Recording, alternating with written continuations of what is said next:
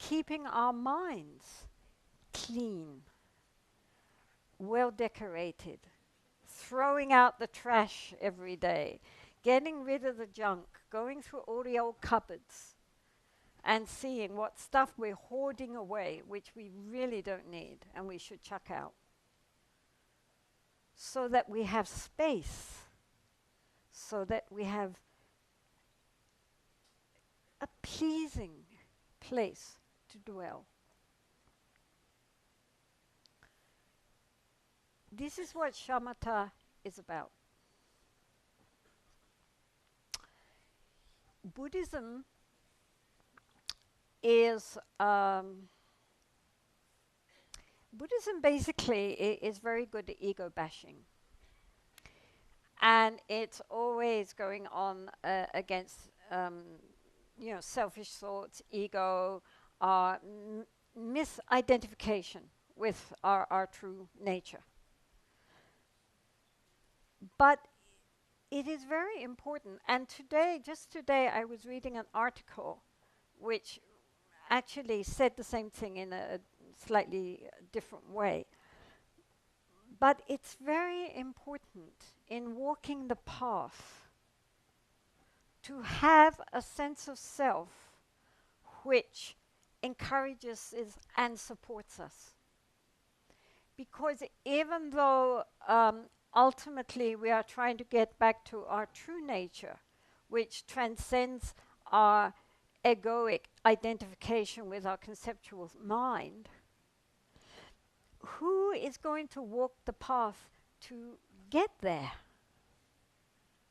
Me. Right? Each one of us is going to have to walk that path. And the main Dharma is helping us to have a balanced, healthy sense of self to walk the path.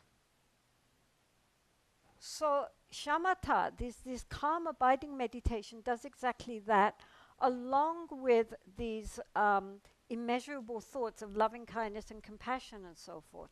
What it's doing is healing our sense of inadequacy, the imbalance of our sense of self. We have to have a very strong, healthy sense of self in order to eventually transcend and dissolve our sense of this ego. Does that make sense? I mean, sometimes I compare it to like having a part of the body, a limb which is injured, like an arm. If our arm is injured, then we are always protecting it.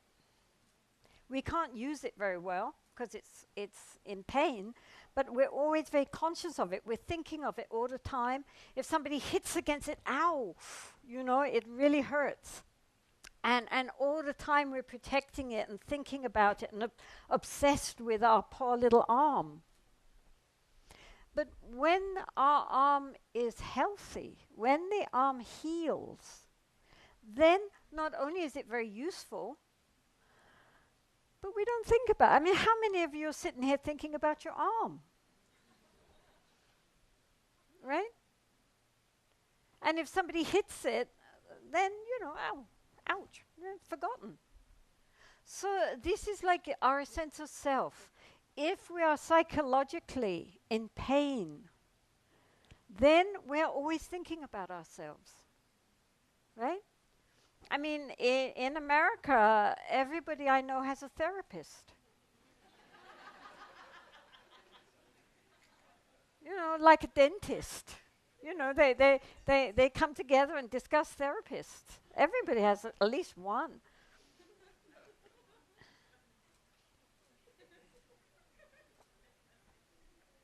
And therapists are very popular because you lie there and you talk about me. Right? My childhood, my awful parents, my hang-ups, my addictions, my obsessions, my fears, my hopes, by me, me, me, me, me, and then you pay them.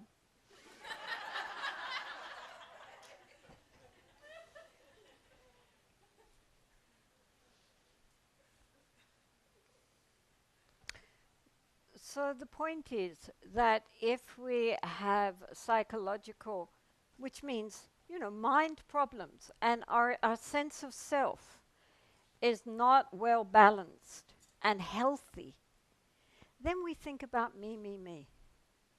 Once we are genuinely healthy, we don't have to think about ourselves so much.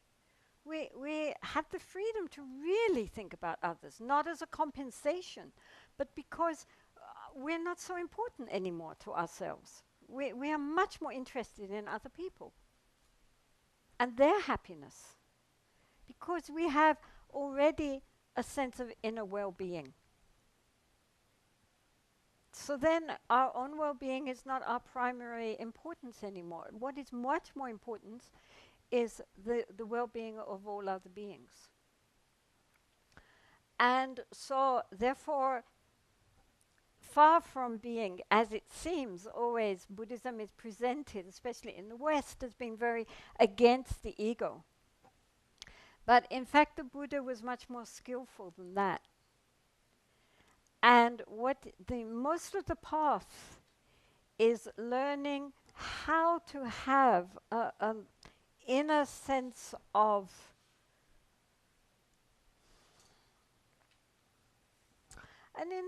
wellness and courage. The word for a bodhisattva, a being dedicated to attaining enlightenment for the sake of all beings, not just ourselves, but with bodhicitta, the aspiration for enlightenment for all beings. In Tibetan was translated by the word Changchup Sempa. Changchup is Bodhi, enlightenment, wisdom, awakening.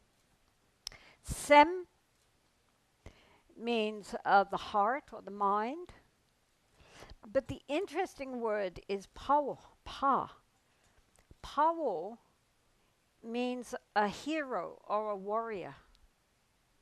So therefore sometimes people translate bodhisattva using the Tibetan as a spiritual warrior or a spiritual hero. And the idea is that in order to overcome our negative qualities and to arouse the positive within us and to genuinely serve all beings while we are walking on the path towards awakening, we have to have courage. It's not for the weak-minded.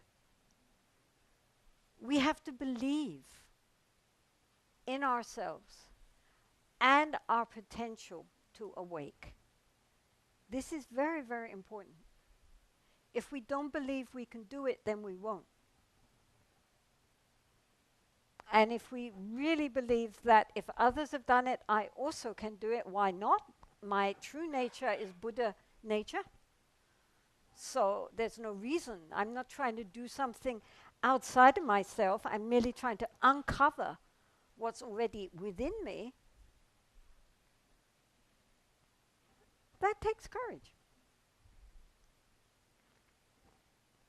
So therefore, when we practice, we should practice with that inner sense of confidence that we're getting back to our true nature again. It's difficult, but we can do it because we're coming back to our real identity and away from our false identity.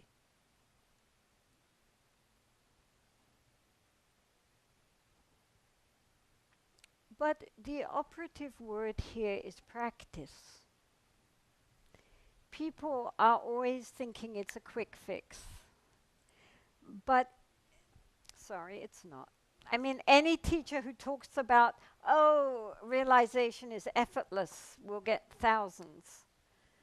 But he doesn't mention how much effort it takes to become effortless.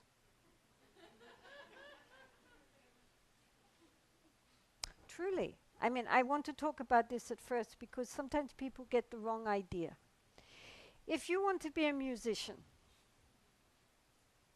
you know, I mean, we recently were somewhere where someone was playing a very difficult instrument, a kind of very antique kind of flute. And he said that for the first 6 months, he couldn't get a sound out of it because it has no mouthpiece. It's just a hollow. It's a very ancient kind of instrument which predates the Bible.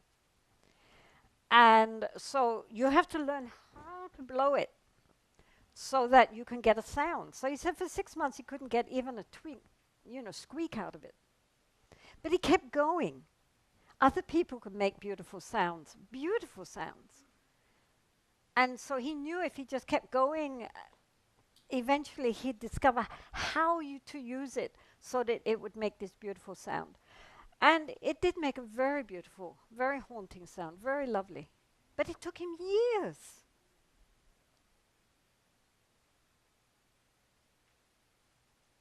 Just to learn how to blow through a tube.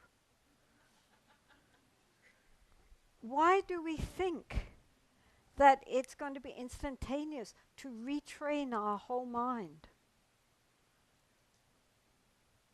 Truly, any musician who sits down and seems to play their instrument effortlessly has thousands, probably tens of thousands of hours of practice. We asked him, how many hours did it take you to do like that? And he just laughed. He said thousands and thousands of hours. We all know that. Just to be a footballer, how much practice does it take? Any sport,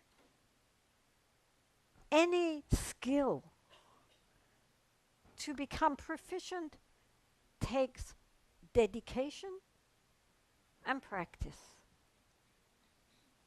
So therefore, when people sit down, having all their life had a totally uncontrolled mind, probably not just this lifetime, many past lifetimes, uncontrolled, and then they're told, now you keep it on one point, and they discover that they cannot. Why are we surprised? Why are we shocked? Why do we give up so soon? It's like if somebody is going to play the piano, when you sit down at the piano and at first you hit all the wrong notes. And then if you think, well, obviously this shows I'm not a musician, and you give up, then that's it. You won't be a musician.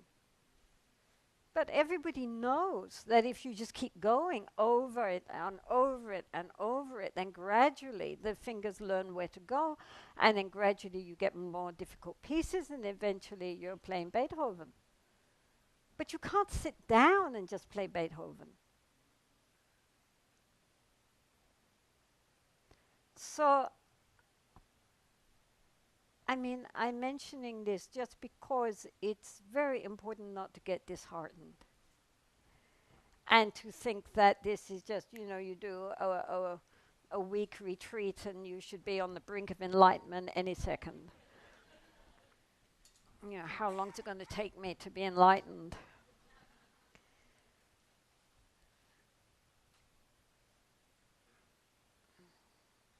So when we discuss about,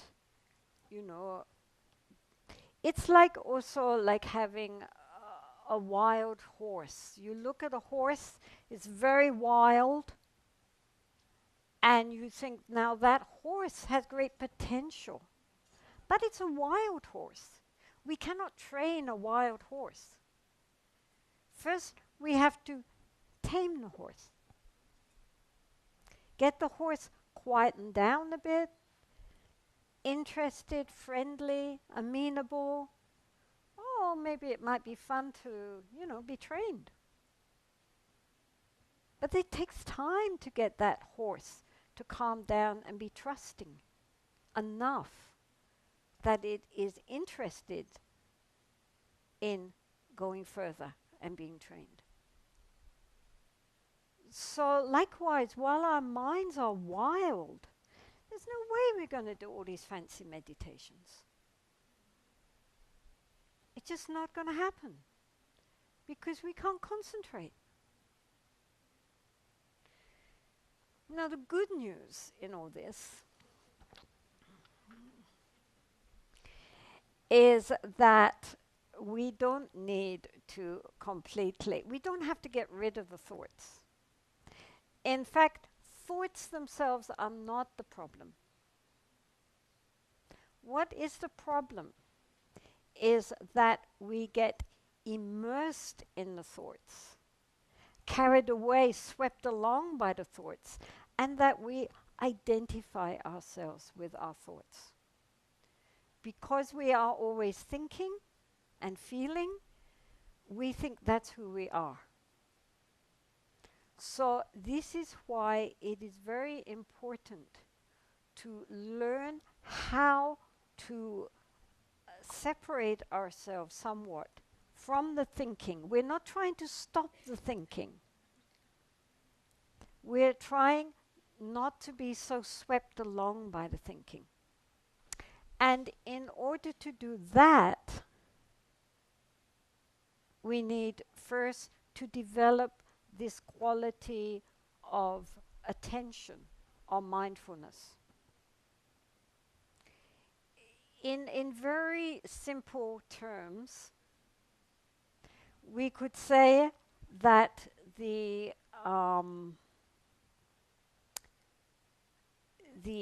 ordinary thinking mind, the surface of the water,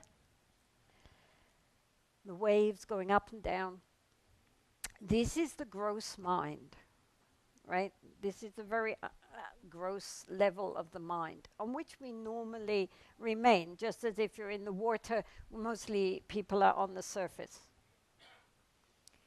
Now, as through shamatha practice, we learn to develop this quality of the mind, which we all possess, but normally we don't pay too much attention to, which is the attention.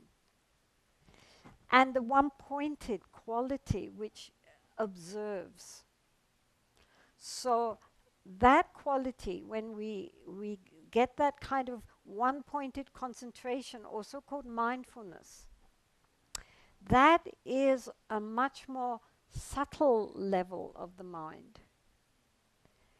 And then using that, we will do this during the weekend, gradually that could lead us back to the very subtle nature of the mind, which is called the nature of the mind, or our Buddha nature. So step one is to develop this quality of stepping back and being aware, being honing our attention. So any object basically will do. It doesn't really matter. The object of the attention is not so important, but normally in the Tibetan tradition, either they visualize some figure of a Buddha or a Bodhisattva, or a mantra, or the breath.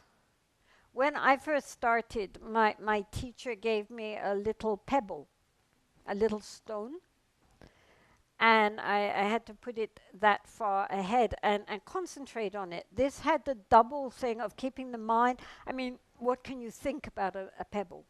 It's not much you can think. You quickly run out of thoughts about it. So this helped to simplify the mind. And at the same time, train the eyes to stay open, slightly open, and unwavering. So it had a double purpose of training the eyes. In a Tibetan tradition, you sit with your eyes like this, or sometimes wide open, and keep it unblinking in focused in one point. But the other point was to keep the mind resting on that pebble, not thinking about the pebble, just being with the pebble. But in most Buddhist schools, the usual is to focus on the breath. The breath is a good object because, to start with, we are all breathing all the time. So therefore, even during the day, we can connect with our thinking. You don't have to carry a pebble around with you. You're just any time while you're driving your car, walking along, sitting at your computer, even while you're talking with someone, the attention can go back to breathing in, breathing out. Also, of course, we cannot breathe in the past or in the future. We only can breathe now. So if one's attention is really focused on the breath, not on thinking about the breath, but actually knowing the breath, then we are present. And it should be understood that our egoic, gross mind loves to be in the past or in the future. It has it cannot actually be in the present. The moment we are genuinely in the present without thinking about the present, without analyzing the present, but just knowing the present, at that moment there is no ego. Because the ego cannot stay nakedly in the present moment. It can be in the present commentating. But if it's not, there's no comment, there's just a knowing quality of awareness, there's no ego there. And so this is again why being one with the breathing can be so helpful. It's something for the mind to catch on to, but at the same time it brings us back into the now. So it's a very skillful way. And in itself it's very simple, because we're just breathing and we're knowing we're breathing, that's all. The problem comes that the mind, after a few breaths, gets very bored with that and wants to, go somewhere else. Right? It's done that bit, now what? So the practice is to breathe, observe the breath, just know the breath, and ignore the thinking. We are not trying to stop the thinking, we're just not interested. It is really very like if you are in a house which has the television or the radio on in the background, but one is reading a book or, at the computer or something. So even though we haven't turned down the volume on the radio or television, it's still going blah, blah, blah, blah, blah, our attention is not there. We're focused on what we're doing. And so likewise with the thinking, we are not trying to stop the thinking. We're ignoring the thinking and bringing our attention to the breath. And so then when the attention goes off and gets caught up in the thinking again, as soon as we notice that, we bring ourselves back into the present and back to the breath. No arguments, no, beating yourself up. It doesn't matter. We go off, we notice, we bring it back. We go off, we notice, we bring it back. That's all. And as long as we bring it back, the attention back again, then that was fine. No problem. It's the only problem is when we go off for the 100th time and we say, oh, this is useless, I can't do it. Let's have a cup of tea. Yeah, then you've lost. But as long as we bring the mind back, however many times, that's fine. So it's also very important to keep the mind very open and relaxed. Don't tense up. Keep the mind open, spacious, but focused. Okay? And all we have to do is breathe and know we're breathing. The breath usually is seen at the nostrils. If one doesn't feel comfortable with that for any reason, and then one can also have the rise and fall of the abdomen. As to posture, the most important thing is to keep the back straight. Some people are comfortable sitting on the floor. Some people have problems sitting on the floor, so they can sit in chairs. A while back, when I was in America one time, in a Zen school, people, they always sit very perfectly, and sitting, in full lotus very perfectly is very much emphasized in that school. And they all look very beautiful. But as it happened when I went there, I met 3 Zen masters, 3 Roshis. One of them had slipped and broken her hip. One of them had lifted something and had a slip disc. And one of them had done something else and also likewise couldn't sit on the floor. 3 of them. And all 3 independently said that in all their time as Zen practitioners, and now they were Roshis, they had always emphasized the importance of perfect sitting. Now they couldn't sit on the floor, they had to sit on chairs. And each one said, it makes no difference.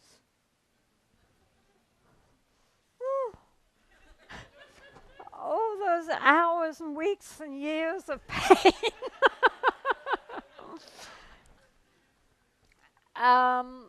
So they all noted that actually sitting, of course they were by this time Roshis, but nonetheless, they noted that as long as you sit up nicely in a chair with your feet on the ground, you can meditate just the same. And in fact, an important meditation teacher called Alan Wallace, he teaches also that if you are uncomfortable, either sitting in a chair or on the floor, or at least sometimes, you can actually go into what in yoga is called the corpse pose, which means just lying out flat on your back and just completely relax. Because SHAMATA is for relaxing the mind and focusing the mind. If people are sitting there in pain, then it's very difficult to relax the mind. And so he gets his students to lie out flat, just completely relax, not fall asleep, and watch the rise and fall of the abdomen. Because the rise and fall of the abdomen is very obvious when you're lying out flat. And several people that I have spoken to who have tried this said how helpful it was, because the body did completely relax. You didn't feel, you weren't conscious of the body anymore. No aching hips, no aching knees, aching back. You were just lying out there. The body just sinking through the ground, completely disappearing, and it freed the mind to watch the rise and fall of the abdomen. So I don't recommend that all the time unless you really have very strong physical problems, but sometimes you could try it, it doesn't hurt.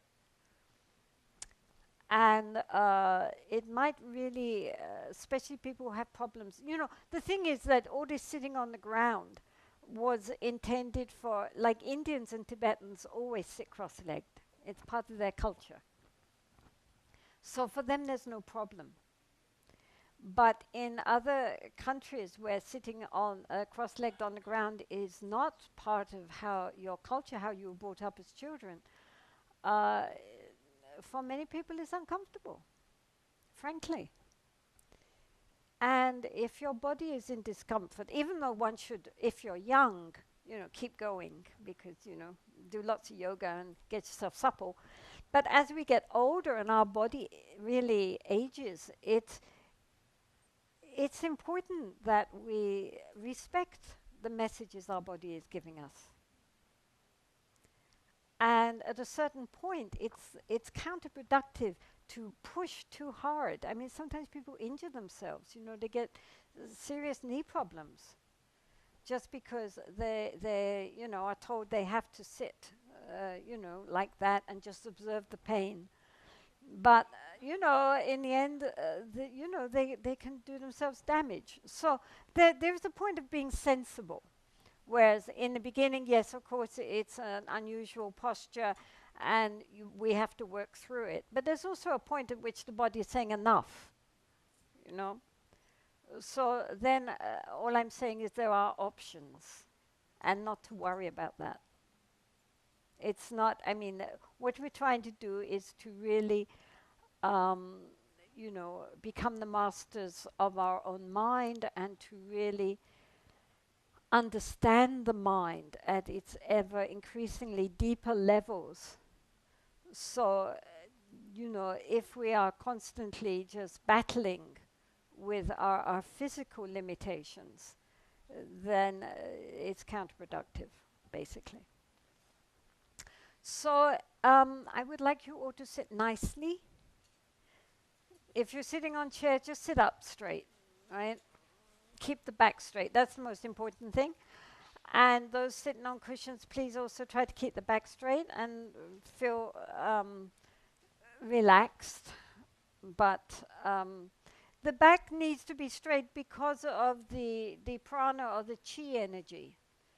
The mind and the chi energy are very closely related. And if we slump, then it gets blocked. And so then we cannot have a clear mind.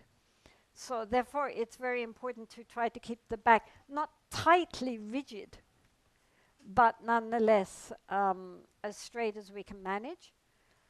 And then what I'm going to just tell you what to do, and then you do it, right? We just do for 10 minutes.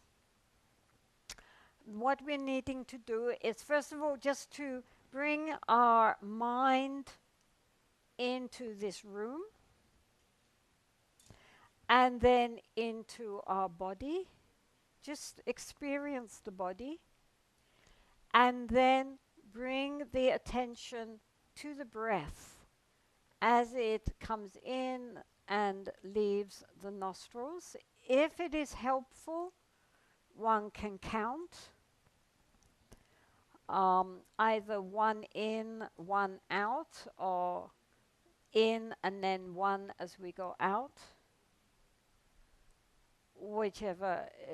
This is just purely to hold the mind, because the mind sometimes gets a bit bored looking at the breath, so it's something to hold it. And then 1, 2, 3, up until 10, and then go back again. If before 10 with the mind has gone off, then just bring back to 1 again without beating ourselves up about it. You know, it's just as a check for ourselves. How concentrated can we be? But if you find counting distracting, then you don't need to count. It's up to you. The most important thing is to keep the mind very relaxed, but focused. As I say, if the mind goes off, no problem, bring it back. Mind goes off, bring it back. That's all. We're not trying to stop the thinking. We're just letting the mind, the thoughts running along in the background, but we're not interested. We're only interested in the fact that we are breathing. Okay, so if we just sit for 10 minutes, breathing quietly and knowing that we're breathing.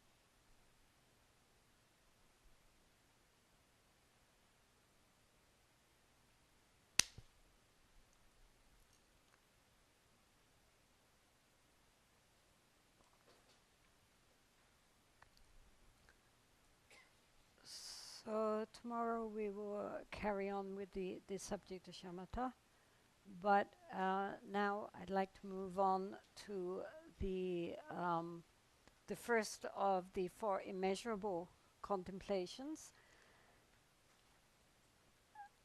As as I observed at the beginning, sometimes people feel that the Buddha was very harsh about our egoistic self-absorption. But in fact, he was really very kind.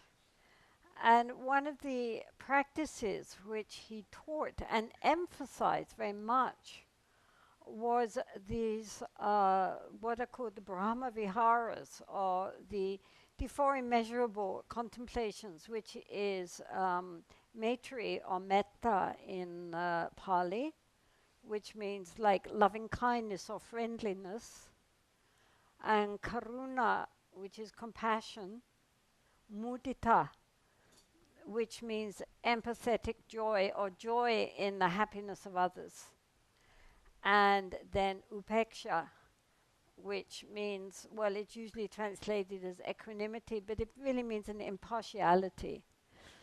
So during our sessions, we will deal with each one of these.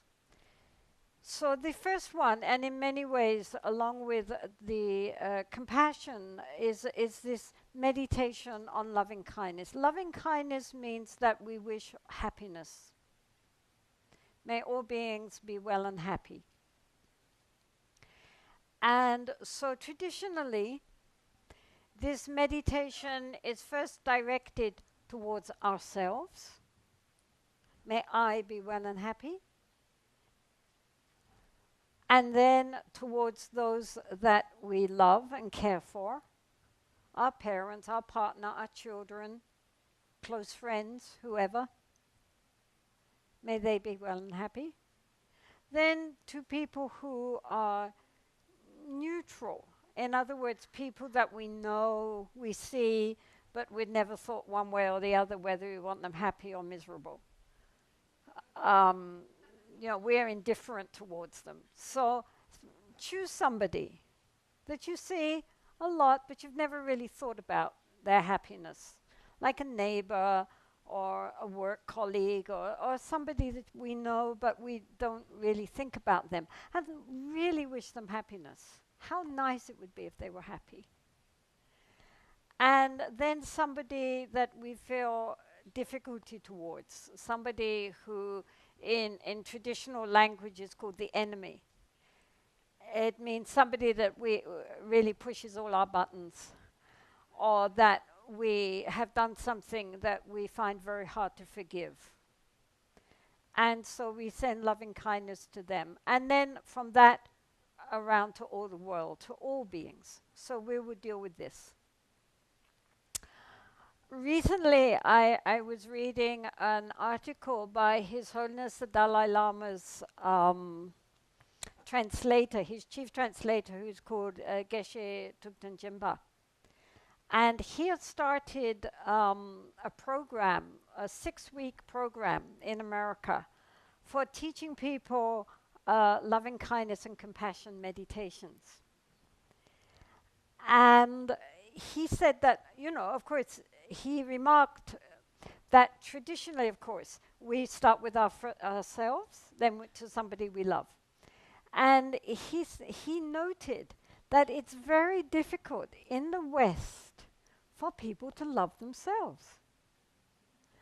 That when you send out love to somebody you love, that's easy. Everybody can think of somebody they care about and wish them happy. But as soon as they ask to wish themselves happy, they can't. And so therefore, in his 6-week program, he starts out by teaching people to send love to people they love. And when they get that feeling inside them of warmth, of really wanting others' happiness, of someone that they care for, then to take that feeling and put it back on themselves. He said that way, slowly, slowly. It takes some time. The hardest thing, he said, is the resistance that people in the West feel towards giving themselves love, which is the root of all our problems in the West. Why all these Americans need therapists. Truly, it's because they don't love themselves. Isn't it? Right? I mean, really, truly. It's very interesting, and it's something which Tibetans don't understand, because outwardly everybody looks very confident, right? Always selling themselves. But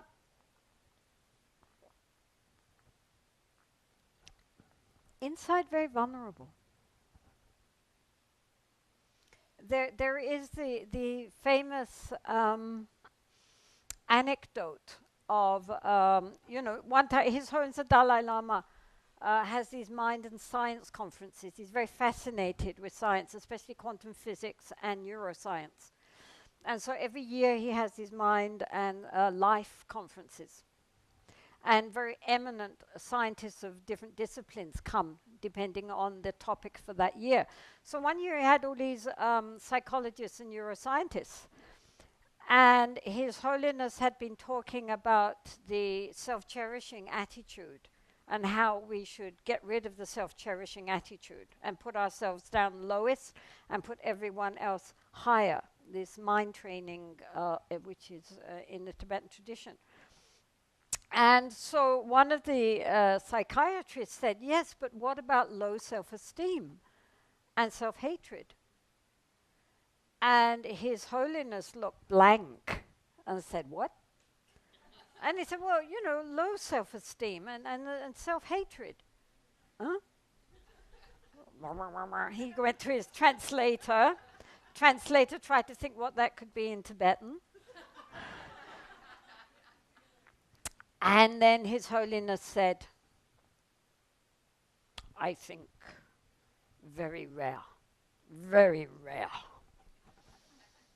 And so the psychologist turned to his very eminent colleagues, or these other psychologists, neuroscientists, and said, whoever has a feeling of low self-esteem and self-hatred?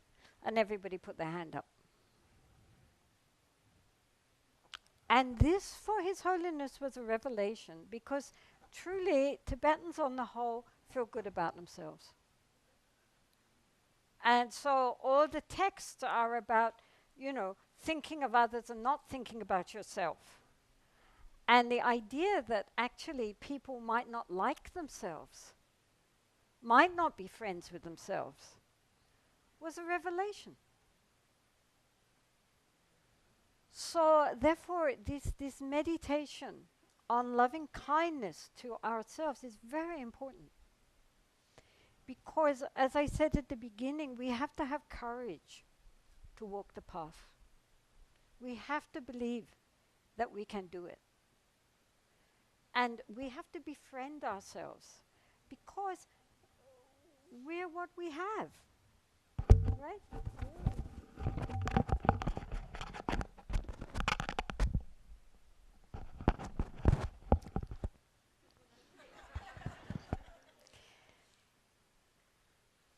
We can never get away from ourselves. So if we are taking with us somebody that we don't really like, someone we despise, someone that we don't forgive, someone that we are always putting down and criticizing, what kind of companion is that? If we said, people are so harsh to themselves. If they said to their friends what they say to themselves, they wouldn't have any friends.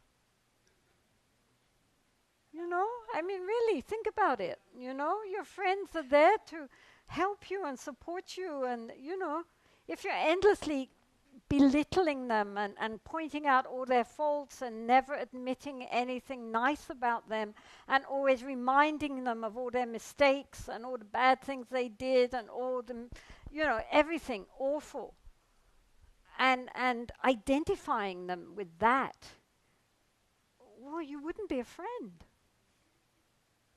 And nobody would want to travel with someone like that. So therefore, it really is important that we befriend ourselves. The word maitri also is connected with the sense of friendship. Yeah, it means a friend, really. And in Tibetan, it's translated as champa, which doesn't mean a friend, it means more like love. Um, but in English, it's often, I don't know in Spanish, but in English, it's translated usually as loving kindness because love is such a, you know, I love my children, I love my parents, I love my partner, I love ice cream, I love walks in the country, I love, whatever, football. I mean, we're talking about many different emotions, you know. I mean, I love ice cream, I love my children, it's a very different emotion, right?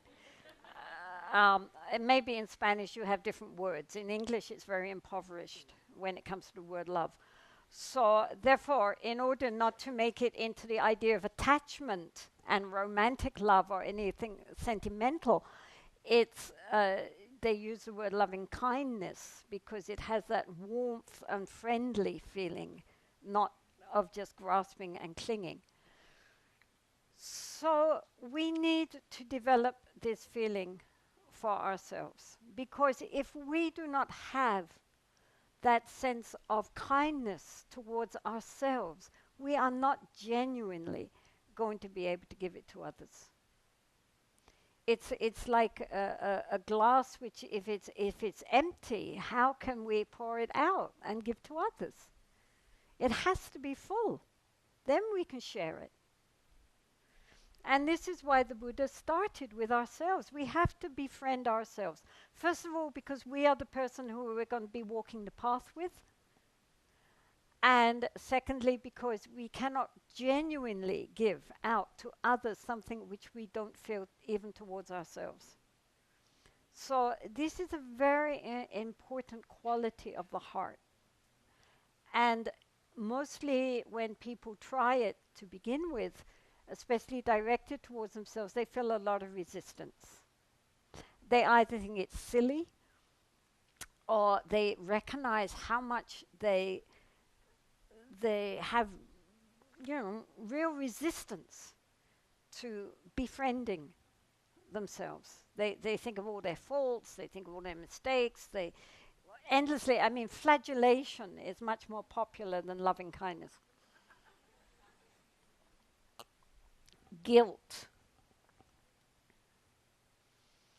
I'm sure that many of you know that in Sanskrit and Tibetan there is no word for guilt. This is a part of the Abrahamic religions. Remorse, there is remorse. Yes, you're sorry. But the idea of guilt doesn't exist in Asian thought. So, to start with, we really, this is again something which we have to work on. It doesn't come easy the first time. We have to do it again and again and again. But the basic principle is this sense of warmth and kindness towards ourselves, wishing that we could, we have a dedication to, help and benefit all sentient beings, right? All sentient beings means not just humans, but animals, insects, birds, creatures that live in the oceans and the rivers, beings seen, beings unseen throughout the universe. I mean, I heard that Puerto Rico is famous for all its UFOs, right? So all those beings out there also, right? Everybody are included in this. However many eyes and heads they may have.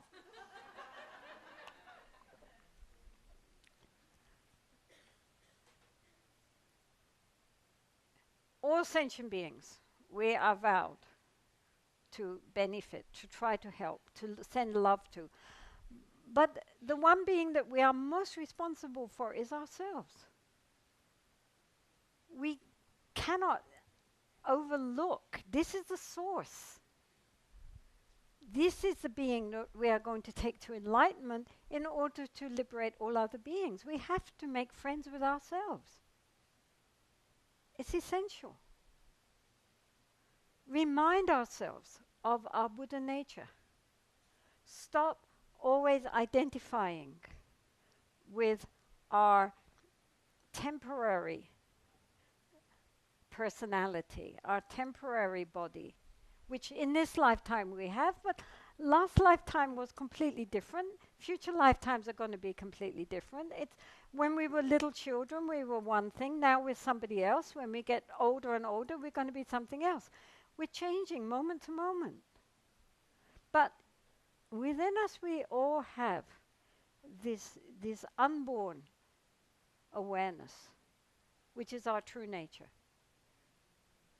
That's beyond time. That's beyond change. So we have to remind ourselves, this is our true nature. And that is completely perfect. We don't have to do anything for that. That's the clear blue sky. We shouldn't always identify with the clouds. So therefore, each one of us is lovable. Doesn't matter what we've done. Doesn't matter what we've said. Doesn't matter what we've thought. That's all temporary. It's not our true nature. And just like if somebody's sick, you don't beat them up because they're sick. You cherish them. You look after them. You try to help them. Heal them. So likewise, whatever we've done, or whatever we're doing, in our essential nature, we're still lovable. Each one of us. And so it's very important to start by making friends with ourselves, forgiving ourselves, not making a big deal, not identifying ourselves with everything we did wrong. Think also of our goodness. Yes, we have to think sometimes of the things we've done wrong. We're pulling up the weeds. But we also have to look at the beautiful flowers. If you've only got a garden in which you're pulling up weeds, but you're completely ignoring the flowers, what kind of garden is that? We are watering the flowers, fertilizing them, encouraging the beauty. And all of us have beauty. It's our essential nature to be beautiful. To recognize that in ourselves, to recognize that in others. That's the essential message of Tantra. That we are the deity. We are the Buddha. We are the Bodhisattva, of course. Who else would we be? So, this meditation on loving kindness, of metta, maitri, is very, very important. And was emphasized again and again and again by the Buddha himself. We're not making it up. So, we can start by visualizing in the center of our heart like a very clear diamond. And this diamond represents our true nature. I mean, of course, our true nature isn't really a diamond. Please, We've all got little diamonds sparkling. But for the sake of visualization, we're going to see it as a small diamond in the center of our chest here. All religions recognize that the center of the chest is a very important part. And this diamond, which here is representing our pure Buddha nature, is radiating light. And so first it radiates light and it fills our body.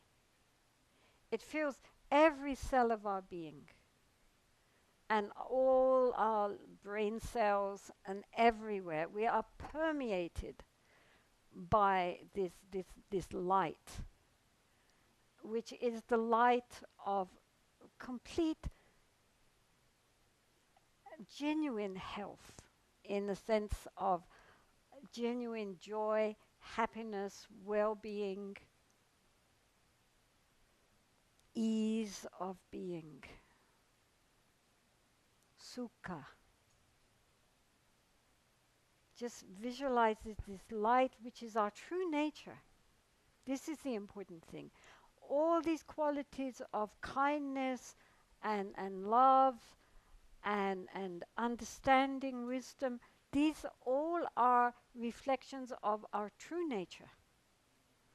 All our depression and self-loathing and anger and greed and envy, these are not our true nature. These are just emotions which are not connected with who we really are. They are the clouds in the sky. They are not the clear blue sky. And so we shouldn't identify with those. We should identify with the goodness within us, which is our true nature. We are not sinners. We are Buddhists. Don't forget. So we are coming back to who we really are, right? So therefore we think of this little diamond or this little pearl, however you want to think of it, and the light radiating out of it is our genuine nature of love and compassion and wisdom, radiating out, permeating every cell of our being until our whole body transforms into like a globe of light. We are completely permeated with this love and warmth of inner joy. You know, happiness does not depend on external circumstances. Genuine happiness rises from within. So here we're giving ourselves love. We're saying to ourselves, may you be well and happy. And imagining that our whole body is just filled with this well-being, which is an expression of our genuine nature. So we'll just do that just for a few minutes because we don't have too much time.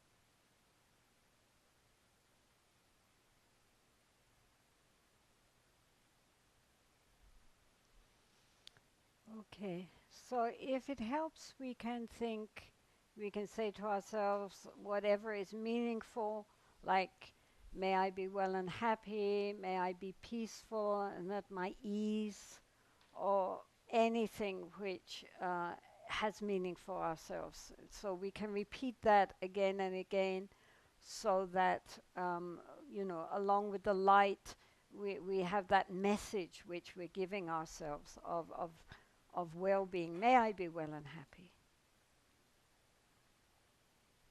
Then we should visualize somebody that we really care for,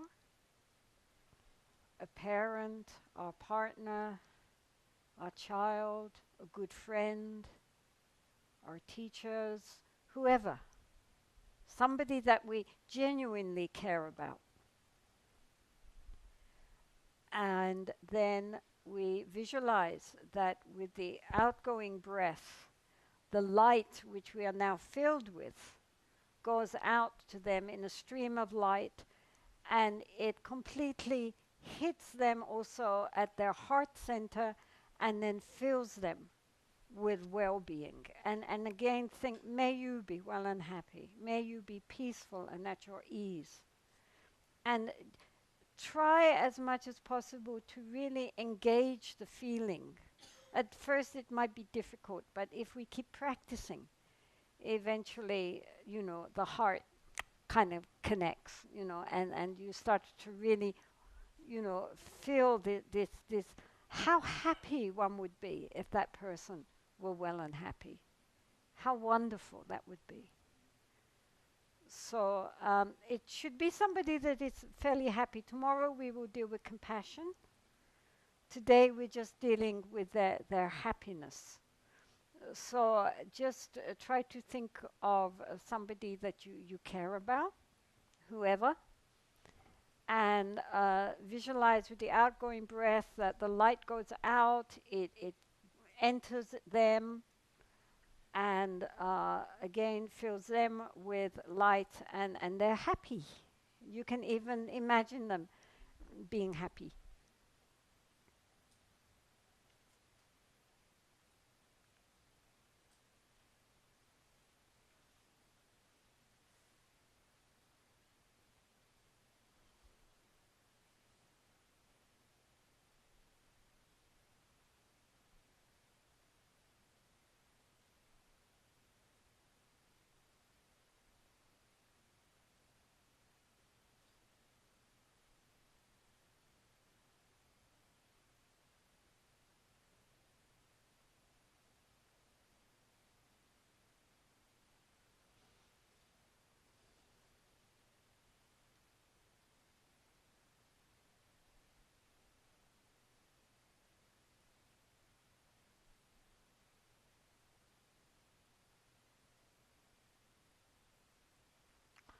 So now, as I say, try to think of someone to whom you feel indifferent, neutral. You don't, like them or dislike them, they're just there.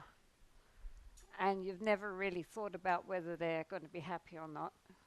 But now we are thinking, how wonderful if they were happy. They must have problems. Everybody has problems. So how nice if that person should be happy. May they be well and happy.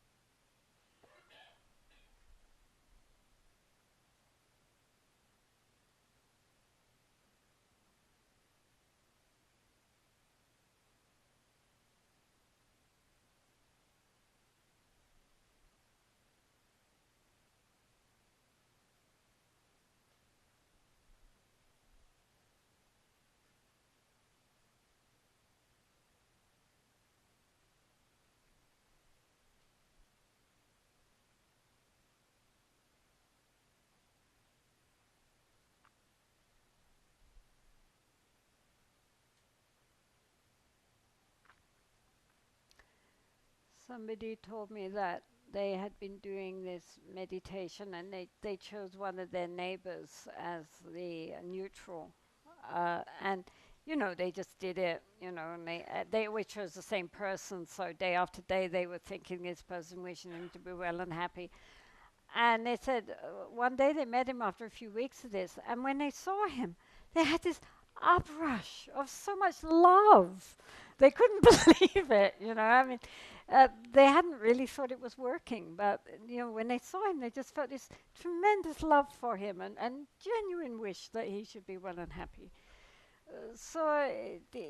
You know, we need to work, but it does work eventually to get the heart engaged. It's very important to open up our heart to all other beings.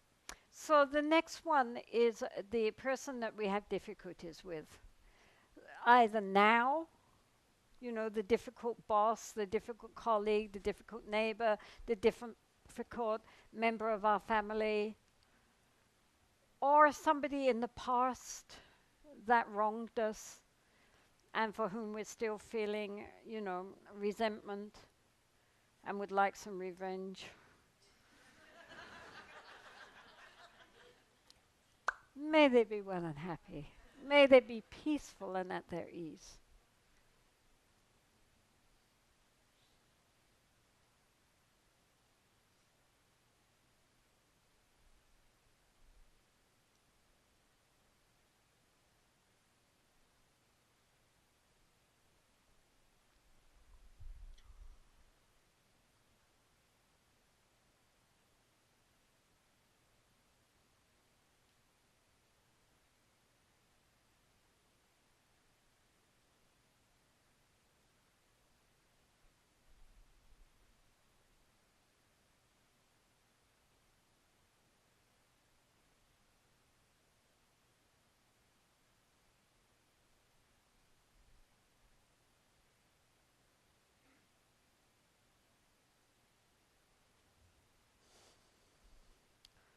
So then,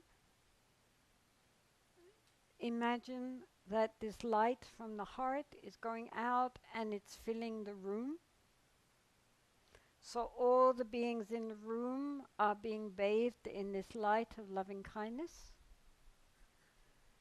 And then from the room, this whole building, the street, the whole town, the whole of Puerto Rico, then through the Caribbean, even into America, and then all the other countries of Asia, the Middle East, especially those countries where people are really suffering, like in Africa.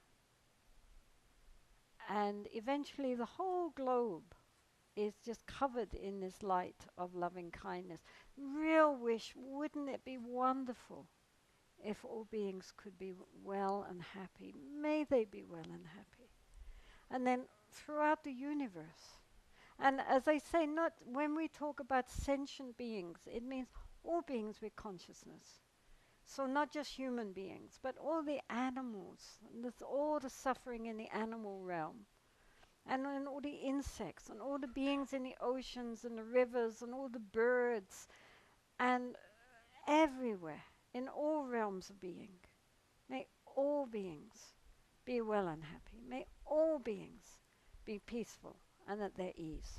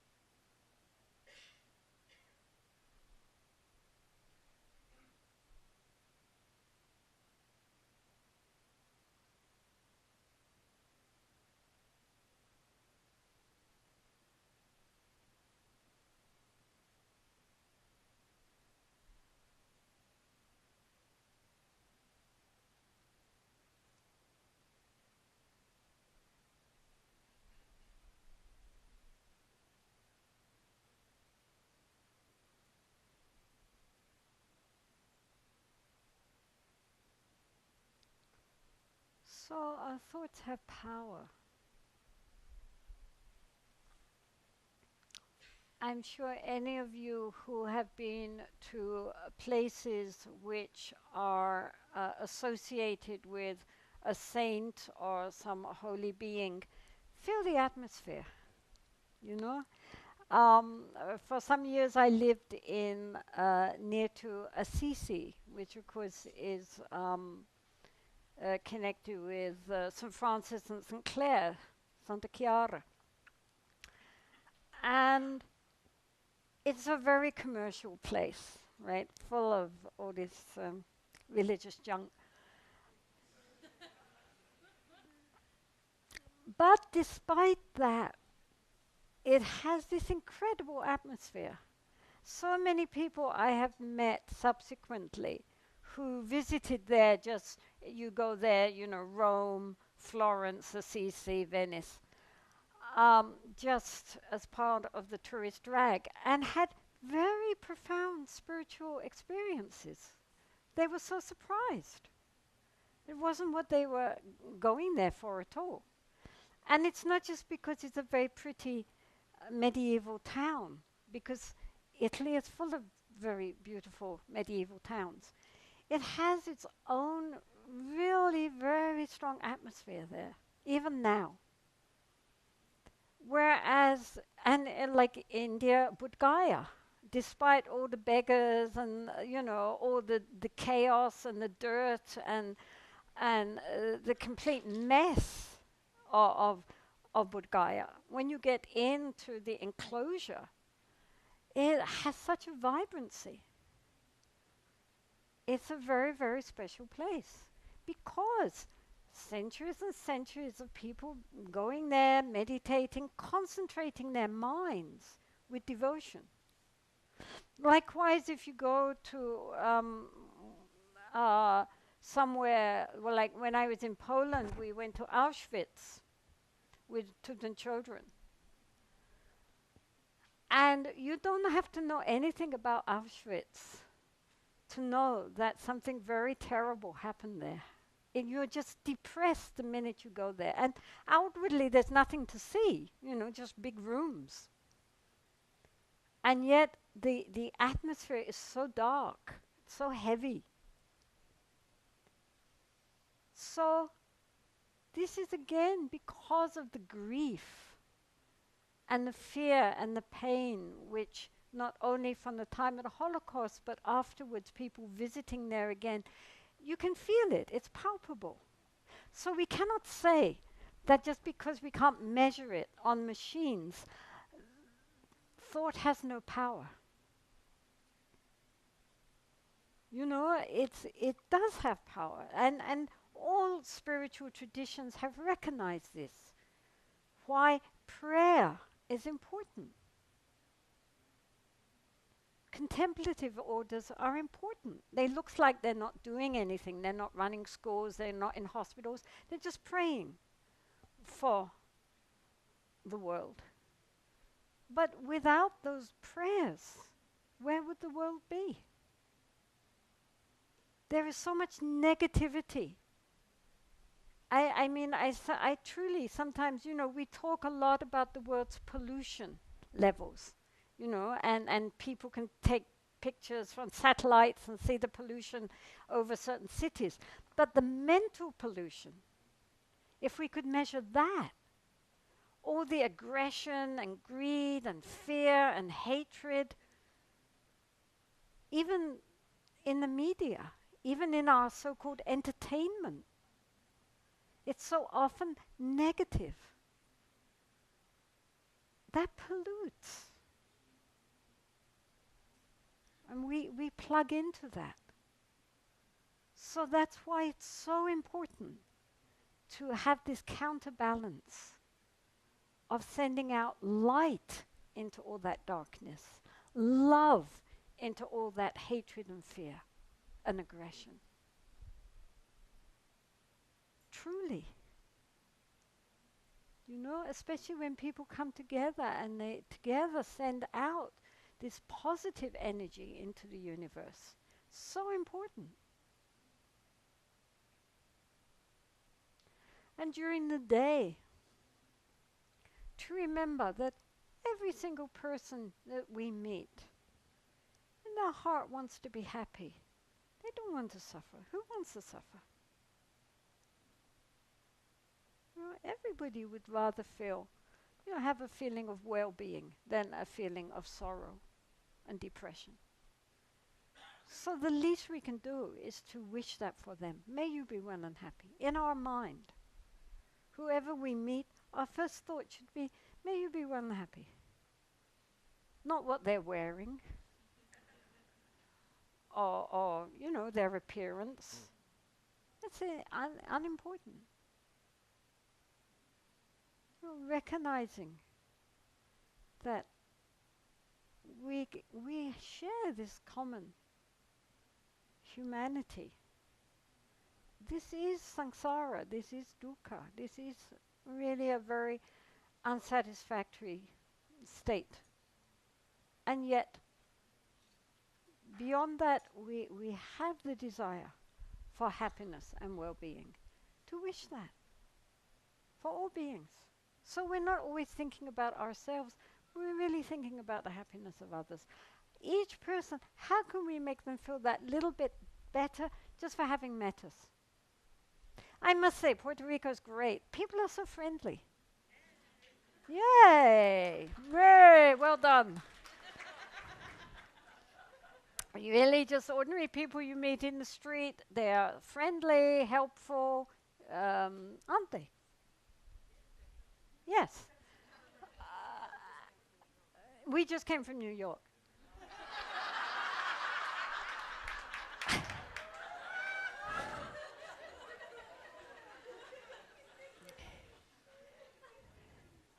No, really, and it's something to be proud of. Please keep that. Please keep that. It's a very beautiful quality of the heart. You should be proud of that. And,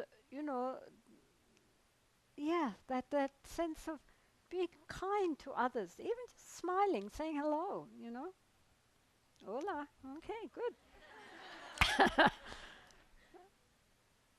It's a very important thing for us to bring into our lives. It's the awareness that, all beings wish to be happy. Just as we wish to be happy, we deserve to be happy, all beings deserve to be happy.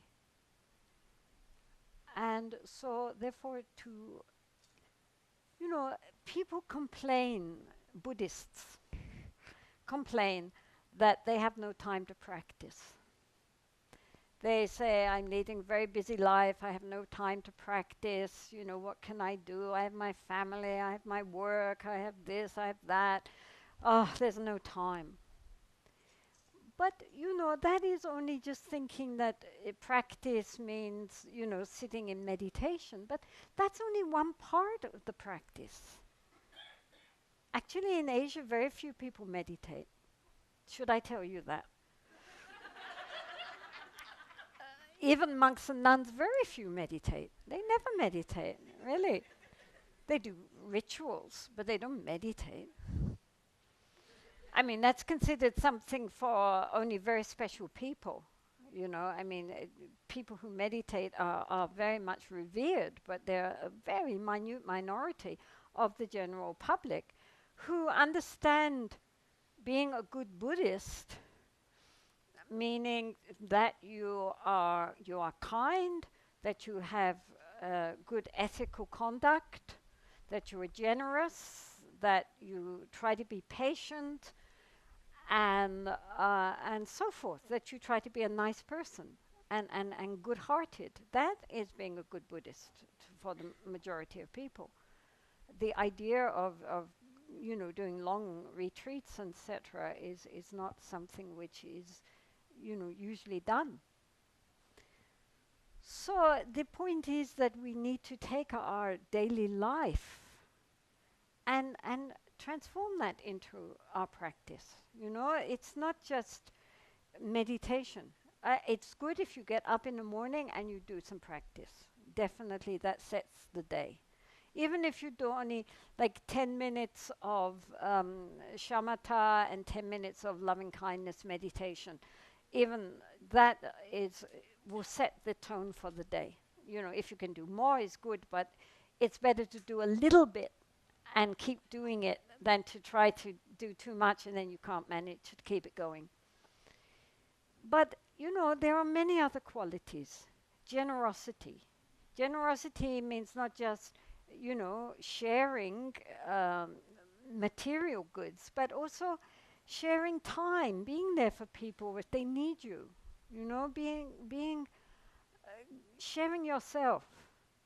And then patience, meaning not getting upset when people are difficult or say bad things, but really recognizing that they are helping us by being so nasty to practice patience. Because if everybody's nice to us, that's lovely, but we don't learn anything. So, you know, the nasty ones are really help us on the path. Thank you so much for being obnoxious.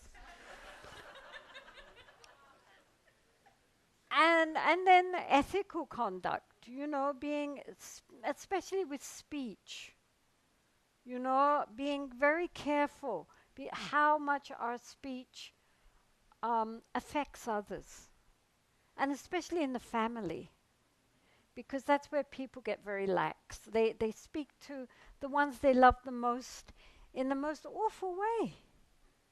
Isn't it weird? I mean, human beings are very strange.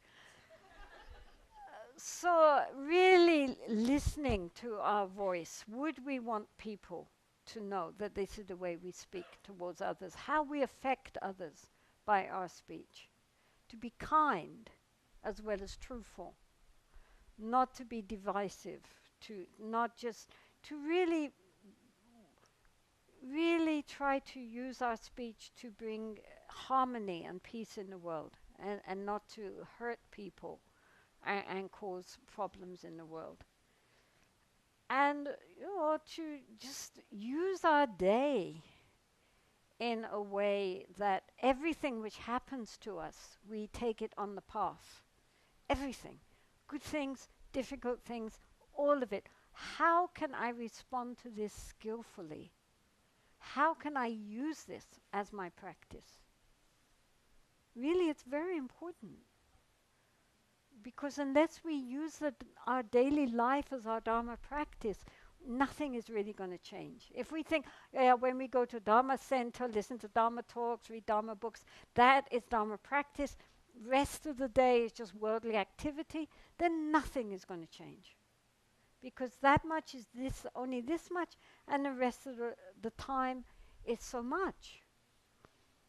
So we have to use the Dharma, our understanding of the practice of our spiritual path, like a kind of yeast in all that dough. You know, you have a big piece of dough and you want to make bread. Well, you don't throw the dough away and just take the yeast, right? You take the dough and you mix it with the yeast so that all the dough rises and becomes light, and then you cook it, right? So you need that dough, provided you put the yeast in. And so likewise, you know, our daily life with all its problems and its challenges and its joys and its sorrows, this is the path. If we bring to it an understanding of how to transform everything into our practice. I mean, the best indication of whether we're really getting anywhere is not visions and light, but whether your family say, you know, somehow you're much nicer nowadays. What are you doing? You know, if we are managing with the people that we are closest to and our work colleagues, and people are finding us easier, then that shows something is actually happening. If we get worse, more finicky, more sensitive, more upset, then something's not working. So it's very important that we take our life and we use it as the path. Not thinking that, oh, when I get old and retire, then I'll practice, you know, because ain't gonna happen. Now is the only time we have. If we lose this opportunity, it won't come again. And really, honestly, believe me, practice doesn't just mean going into retreats. It means taking all the challenges of this daily life and transforming them through our understanding, our practice, recognizing everything which happens to us. We can have a skillful response or an unskillful response. The choice is ours, moment to moment to moment. And when we fall down, pick ourselves up again and keep walking. As the Dalai Lama says, the essence is never to give up. No matter what, never give up. Keep going. I think that's enough of my chatter for the day. So tomorrow, for those of you who are coming tomorrow, we will continue with the discussion on SHAMATA, with an object and without an object, and also the immeasurable quality of compassion, and with that, the Tonglen practice, the practice of giving and receiving. So, could you please dedicate? Sí, vamos a la parte de la dedicación.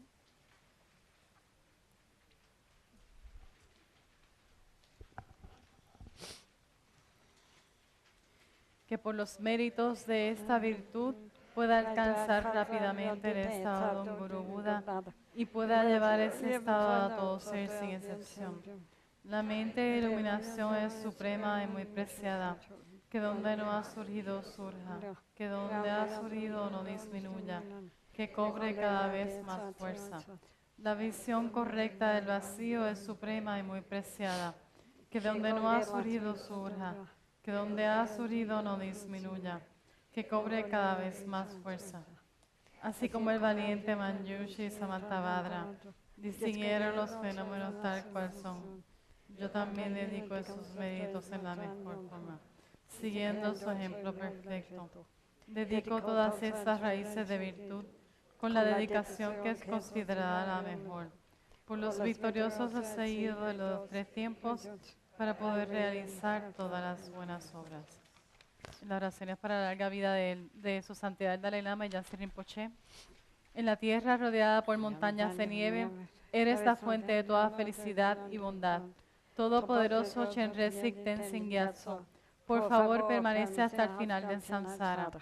Madre Tare, librando del Samsara. Tu Tare, librando de los 8 temores. Tara, Madre que libera, por favor otorga el don de la longevidad. Por las bendiciones de los gurús raíz y del linaje, por los logros espirituales de los yidams, dioses y diosas, por los métodos hábiles de las dakinis y los protectores del Dharma, que podamos realizar gozosamente la esencia de estas esperanzas. Gendun Tenzin, eres afable, benevolente y bondadoso. Por favor, permanece con nosotros durante una larga vida. Expande tus actividades iluminadas en todas las direcciones y continúa madurando y sustentándonos a mí y a todos los seres sintientes. Desde este momento y durante todas nuestras vidas, manténnos bajo tu tutela. Sé nuestro amigo, nuestro divino y virtuoso guía. Limpia la generación de la ignorancia.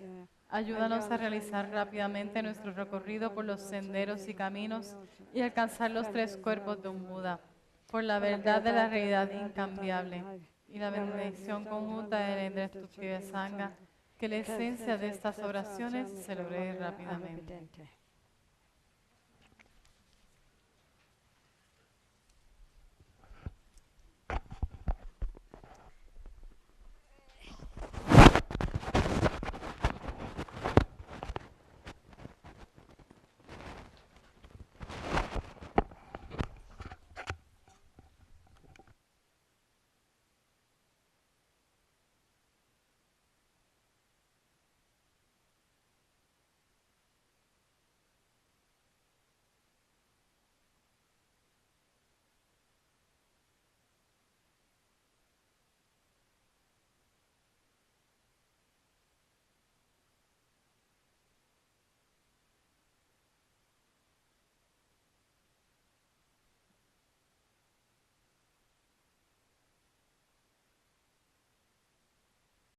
in keeping our minds clean, well decorated, throwing out the trash every day, getting rid of the junk, going through all the old cupboards and seeing what stuff we're hoarding away, which we really don't need and we should chuck out, so that we have space, so that we have a pleasing place to dwell. This is what shamatha is about.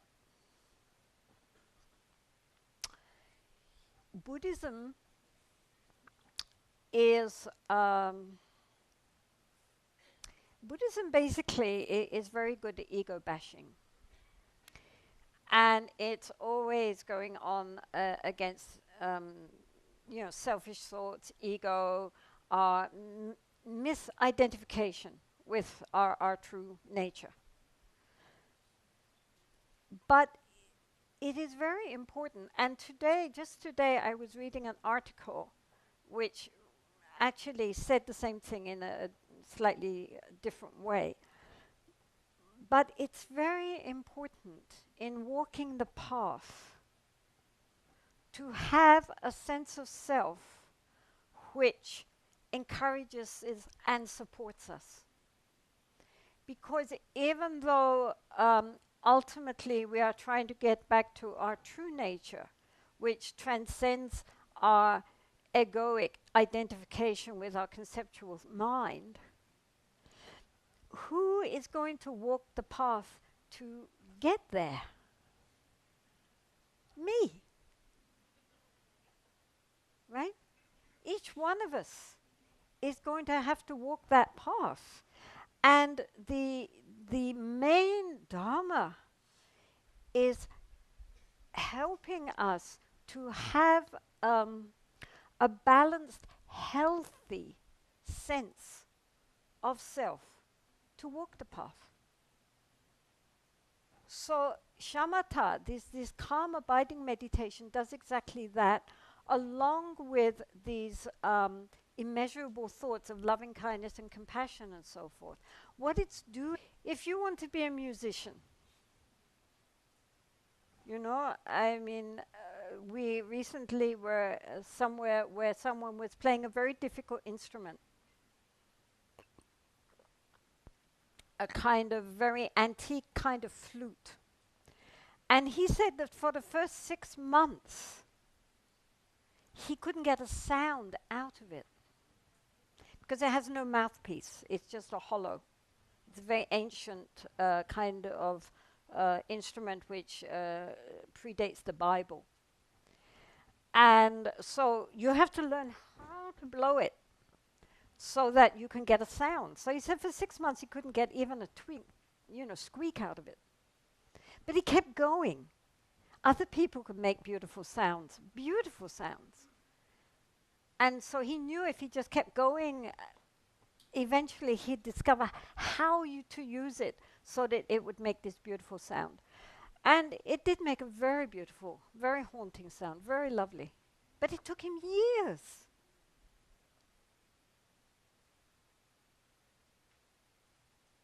Just to learn how to blow through a tube. Why do we think that it's going to be instantaneous to retrain our whole mind? Truly, any musician who sits down and seems to play their instrument effortlessly has thousands, probably tens of thousands of hours of practice. We asked him, how many hours did it take you to do like that? And he just laughed. He said thousands and thousands of hours. We all know that. Just to be a footballer, how much practice does it take? Any sport, any skill, to become proficient takes dedication and practice. So therefore, when people sit down, having all their life had a totally uncontrolled mind, probably not just this life.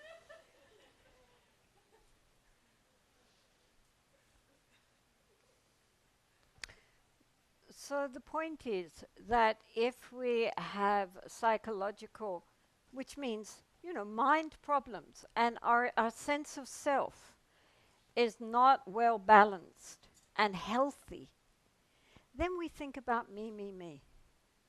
Once we are genuinely healthy, we don't have to think about ourselves so much.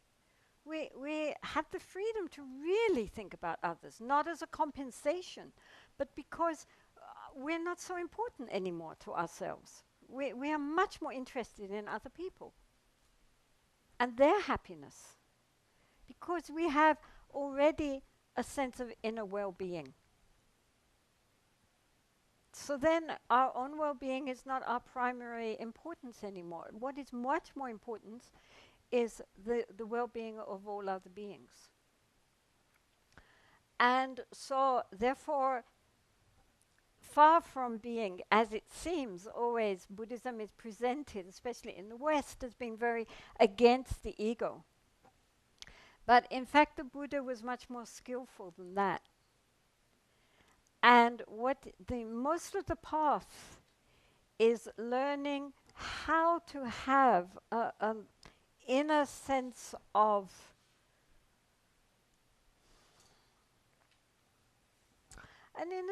wellness and courage.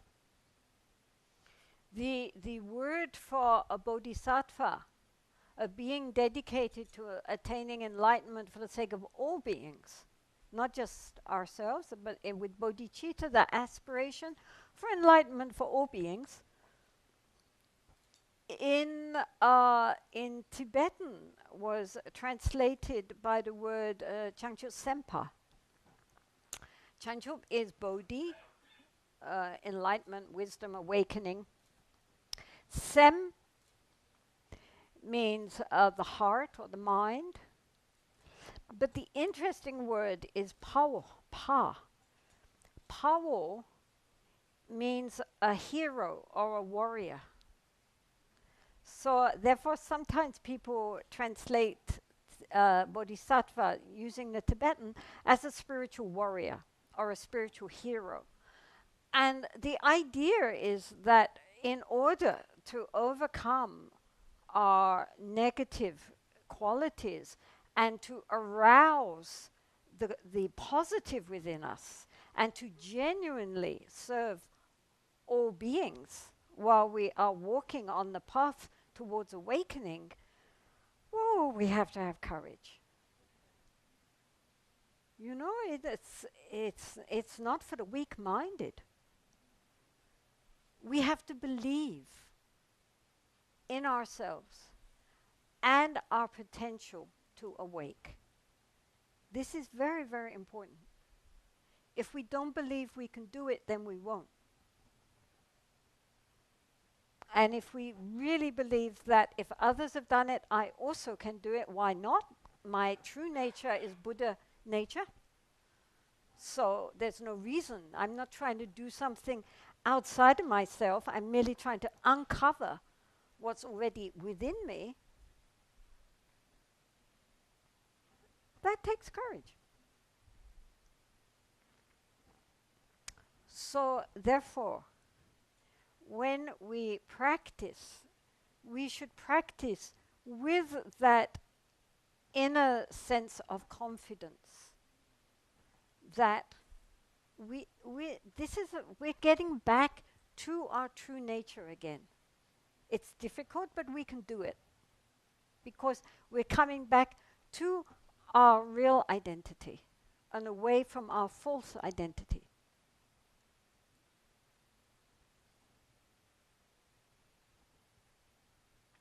But the operative word here is practice. People are always thinking it's a quick fix. But, sorry, it's not. I mean, any teacher who talks about, oh, realization is effortless will get thousands.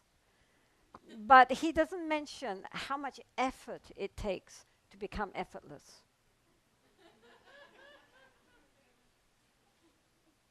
Truly. I mean, I want to talk about this at first because sometimes people get the wrong idea.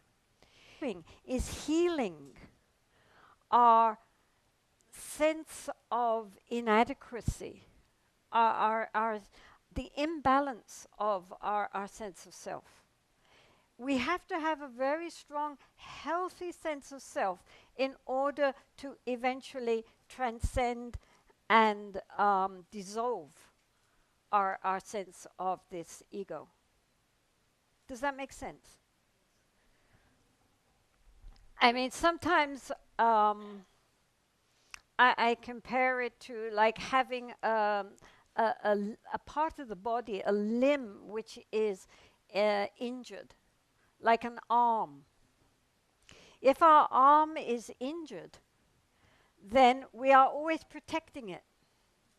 We can't use it very well because it's in pain, but we're always very conscious of it. We're thinking of it all the time. If somebody hits against it, ow, you know, it really hurts. And all the time we're protecting it and thinking about it and obsessed with our poor little arm.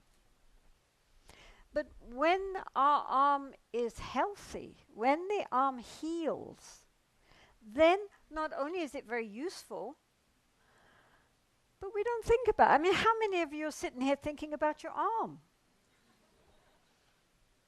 Right? And if somebody hits it, then, you know, ow, ouch, forgotten. So this is like our sense of self. If we are psychologically in pain, then we're always thinking about ourselves, right? I mean, in America, everybody I know has a therapist. You know, like a dentist. You know, they come together and discuss therapists. Everybody has at least one.